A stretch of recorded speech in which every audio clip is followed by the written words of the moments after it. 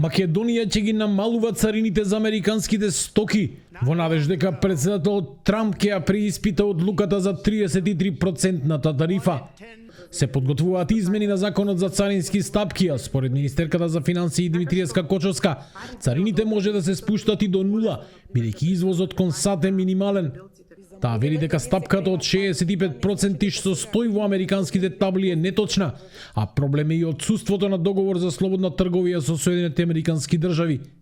Министерката ги отфрла шпекулациите за економска криза во земјава и итни отпуштања како последица од новите царини, повикувајќи на смиреност. Невозможно е преку ноќ да се случи. Сега би замолила и да не се креваат паники. Тоа не значи дека сега ако имаме проблем или ако постои проблем во Европа, дека некој сега ќе ги отпушти вработените. Тоа нема да го направат, затоа што ви кажав дека префрлањето на капиталот е многу тешка задача, одлука и треба време.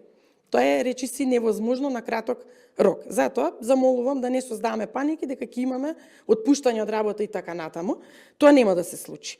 Таа признава дека една домашна компанија со странски капитал е директно погодена, но како што додава и таму нема ризик од брзи откази. И додека владата стои на ставот дека мерката е резултат на грешка, економистите остануваат внимателни. Тие предупредуваат дека царинската стапка можеби е резултат на индиректниот извоз производи од Македонија, што преку фабрики од Европската унија завршуваат во Америка и така ја зголемуваат царинската изложеност. Сметаат дека владата треба директно да разговара со фабриките во технолошко-индустријските зони и да ги слушне нивните проблеми.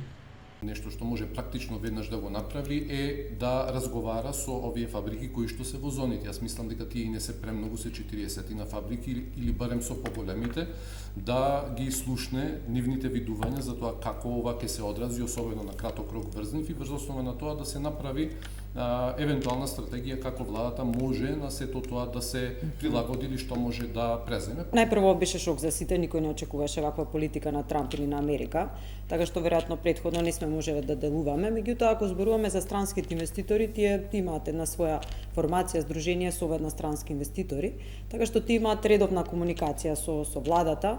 Веројатно оваа тема се уште не била тема на разговор, бидејќи е новина, меѓутоа, меѓу другото, колку што има информации, тие се залагаат за намалување на некои увозни царини, бидејќи на премиси дека тие се пониски во други земји, така натаму, дека ја зголемуваат цената на нивното производство, па се неконкурентни, значи таков диалог постои. Во меѓувреме, и американски бизнисмени почнаа јавно да реагираат на одлуката за новите царини. Илон Маск, еден од највлијателните луѓе во индустријата и советник во администрацијата на Трамп, побари укинување на тарифите и воспоставување нула давачки меѓу САД и Европа. Сепак, неговиот апел не наишол на одобрување кај американскиот председател, кој наместо тоа ја уцени Унијата да купи американски енергенси во вредност од $350 милиарди за да добие одложување на царините.